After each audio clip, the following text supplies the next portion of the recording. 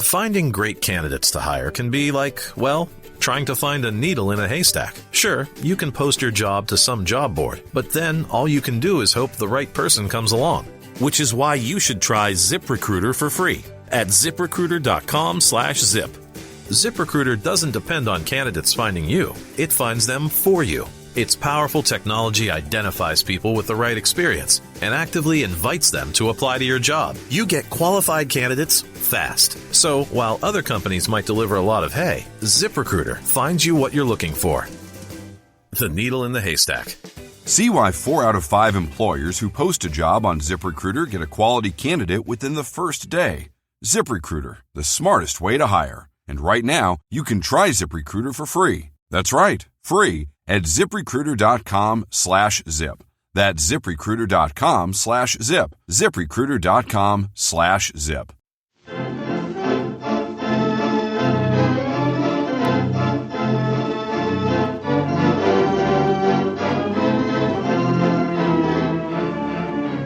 Who's that little chatterbox, the one with pretty auburn locks? Whom do you see? It's little Orphan Annie. She and Sandy make a pair, they never seem to have a care. Cute little she, this little Orphan Annie. Bright eyes, cheeks of rosy glow, there's a store of healthiness handy. Might size, always on the go. If you want to know, Princess Sandy always wears a sunny smile. Now wouldn't it be worth the while if you could be like little Orphan Annie? It's 5:45 now, and time to hear Orphan Annie's newest adventure on the Mississippi River. And here's something I've talked about with Orphan Annie's old friends before. But if you're a new radio friend of hers, it's something you ought to know about, too. Have you ever noticed how most of the foods that everybody says are good for you usually don't taste so very good? And yet if you don't eat them, your mother scolds you? But that's where you're going to get a real surprise when you drink Ovaltine. Yes, sir. It's one of the few foods I know of that's good for you and tastes simply great, too. Believe me, nobody will ever have to scold you to make you drink anything as good as Ovaltine. Why, it's even better than having a chocolate soda right in your own home when you want it. But don't forget, that's only half of the story about Ovaltine. Besides tasting good, it's mighty good for you, too. Every cupful you drink gives you important nourishment, lots of minerals and vitamins and things to help make you healthy and husky and strong and keep you going with good old Orphan Annie pep. So, if you haven't tried Ovaltine, ask your mother to get you a can at her drug or grocery store right away. And then you'll be getting something that's not only good for you, but tastes good, too. And that's a mighty hard combination to beat, isn't it? Just you try it and see. And now, let's see what's happening to Annie. Last time, remember, the new bridge with its rotten cement collapsed in the river flood, just as Flint, Wright, and Red Hogan, its builders, were trying to cross it. They were carried away in the flood and haven't been seen since. But here it is the next day now. The warm May sun is shining on the Silo farm. And Mr. Silo, Annie, and Joe are sitting on the back porch. Here's Joe talking. Shucks, that sun sure feels good, doesn't it? You bet it does, Joe. Yep, seems mighty good to have the old rocking chair out on the porch again, be able to sit in it for a while without half freezing to death. Guess that there old Rhode Island Red likes the sun as much as we do. Shucks, I don't blame him. After all that rain we had for so many days, this blue sky is enough to make anybody crow. Look at him. He's got his old head pointed right up toward the sun. Feel almost good enough to crow myself. I hate any kind of unfinished business, whether it's a field half plowed or a crop of hay half cut.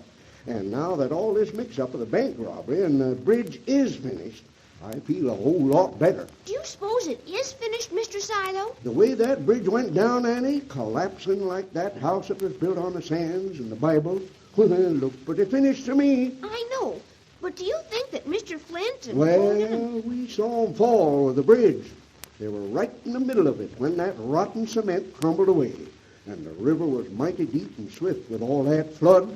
Looks to me like they just got natural justice. Besides the robberies, we know now that all three of them were cheating on that cement. And in the end, it was their own cheating that finished them. They might have swum ashore, though, Mr. Silo, in the dark. Yeah, they might, Joe. And landed farther down on the bank. It was so dark we wouldn't have been able to see him. Well, they'd have to be mighty good swimmers to do it in that current. And even if they did, you see, they can't get away. Not really away ever. They broke the law, and you can't break laws and get away with it. Nobody ever did, and nobody ever will. If the police don't get you, your own conscience will. And I have heard say there's no bigger punisher than a man's own conscience. And if a man ain't got much conscience, as few nowadays don't seem to have, well, then there's a higher law than those man-made. And sometime or other, this higher law, which is God's law, has to be answered to. So you see, there's just no escape ever for those that do wrong. Here I am, gabbing away like an old parrot. Just the same, well, what I told you is true. Gosh, I'm glad I haven't done anything wrong. Don't, Joe, ever. Then you'll never come to grief. And you'll know what's right or wrong in your own heart and your own soul. There's a little voice inside us all that sometimes says, careful, think a minute. Is what you're doing exactly right? And when you hear that voice, it's you stop and think. I see what you mean, Mr. Silo. Sure you do, Annie. You're a good girl, and you always will be because you got kindness in your heart. That's the thing. Anybody who has real feeling of kindness and a thought for the people around him just ain't going to do any wrong. Shucks, I was just thinking of Luke Poole. He's the one who's going to lose on this bridge, because he bought up all the stock. Yeah, Joe, I've been feeling a little sorry for Luke. Leaping lizards. I guess he'll just about lose everything now, because he said he'd put every penny he had in that bridge. Yeah, but there's lots worse things than being without money, Annie. And one of them, maybe, is having too much money. What do you mean, Mr. Silo? Well, take Luke Poole. He's been what most folks call a successful man. He made a lot of money from his store, maybe a mite too much money. I was talking to a fellow who knew Luke when he was young.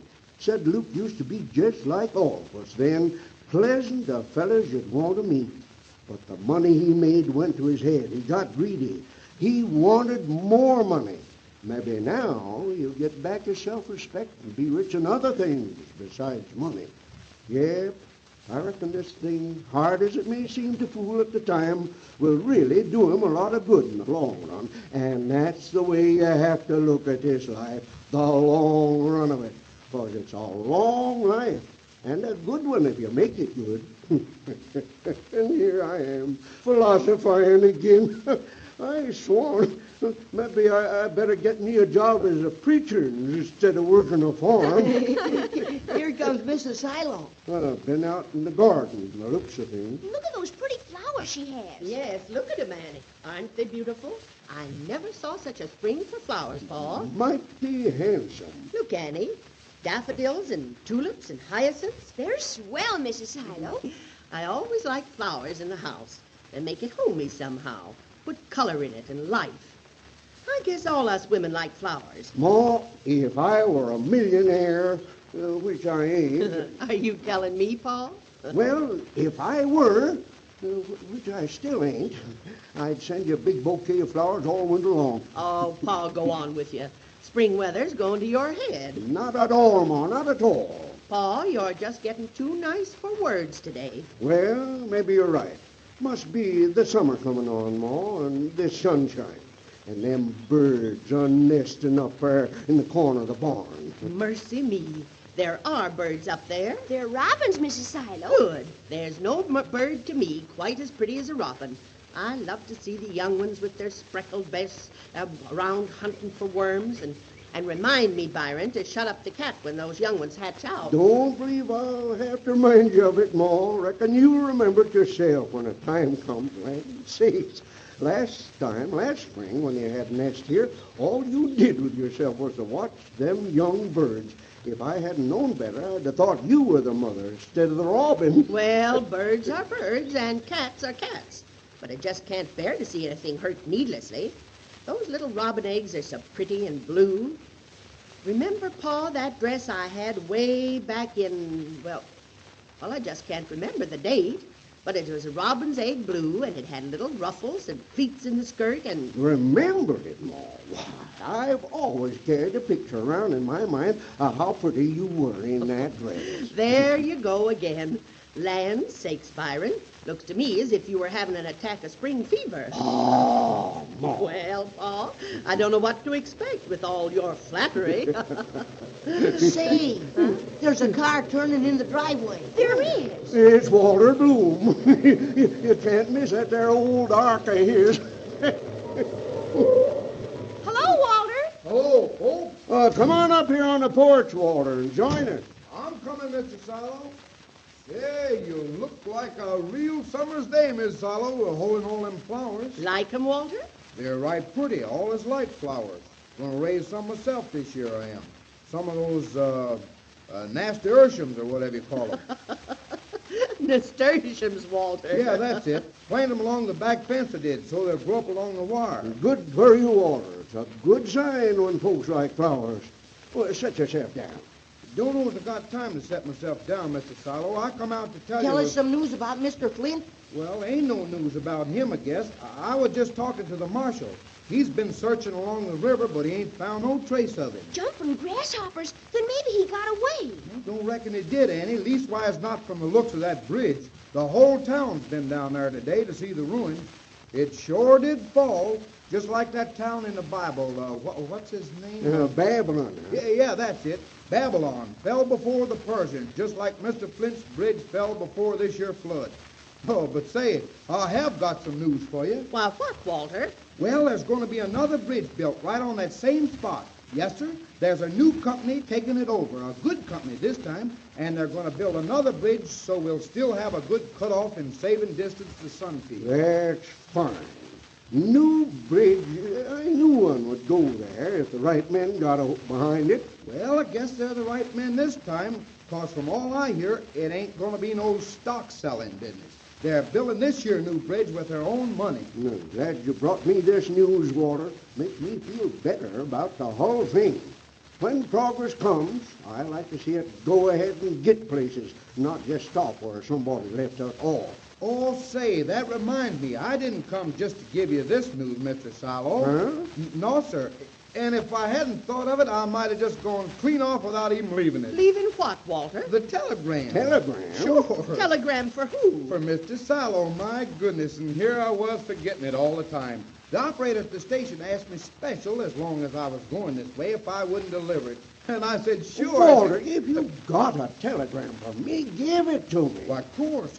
Here it is, Mr. Silo. Sorry I was forgetting it. Land sakes, it's been so long since I had a telegram on these here yellow envelopes, I'm a little scared to open it. For mercy's sakes, Pa, don't sit there holding it in your hands. You're keeping us all in suspense. Get it open. All right, Ma, all right.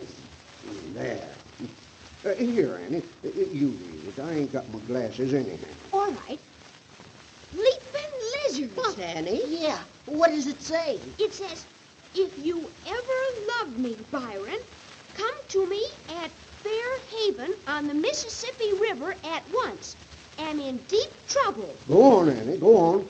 That's all, Mr. Silo. That's all it says. Oh, well, land sakes, it must be signed. Who signed it, Annie? It's signed Jed. Jed Silo. Jed, my brother.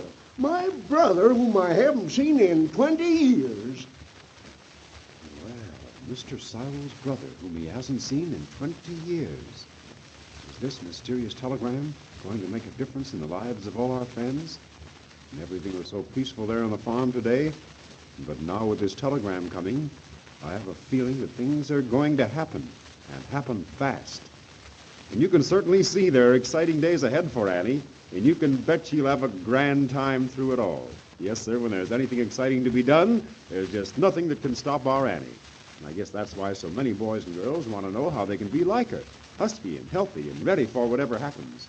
Well, I'll tell you. One of the best ways to start is to drink Ovaltine every single day, with meals and in between meals, too. All those important minerals and vitamins and things contained in every cupful of Ovaltine may help to give you real Orphan Annie pep. Then you feel so good and have so much extra energy, you can do most everything you have to do, just as Annie can. And so you'd better ask your mother to get you a can of Ovaltine at the drug or grocery store right away, so you can start right in with a big, delicious cupful for dinner this very night. And be sure and be here tomorrow, right on time, to see if that strange telegram is going to lead Annie and Joe into a great new adventure. Until tomorrow at Orphan Annie time then, goodbye.